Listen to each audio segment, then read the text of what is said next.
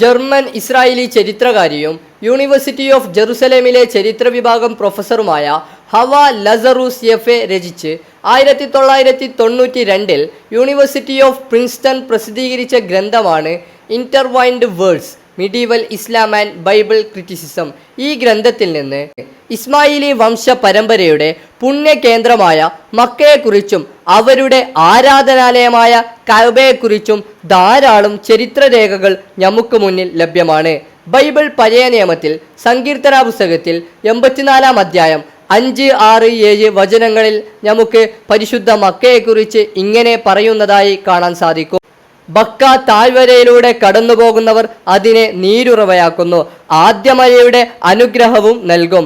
അവർ ശക്തിയിൽ നിന്ന് ശക്തിയിലേക്ക് പോകുന്നു. അവരെല്ലാം സിയോനിൽ ദൈവസന്നിധിയിൽ പ്രത്യക്ഷപ്പെടുന്നു. സങ്കീർത്തന പുസ്തകം 84-ാം അധ്യായം 5, 6, 7 വചനങ്ങളിൽ പരിശുദ്ധ മക്കയെക്കുറിച്ച് പറയുന്നത് ബക്ക താഴ്വരയിലൂടെ കടന്നു പോകുന്നവർ എന്നാണ്. ഇതിൻ്റെ യഥാർത്ഥ ഹീബ്രു ഭാഷയിലുള്ള ബൈബിളും അതിൻ്റെ ശബ്ദവുമാണ് നിങ്ങൾ കേട്ടുകൊണ്ടിരിക്കുന്നത്.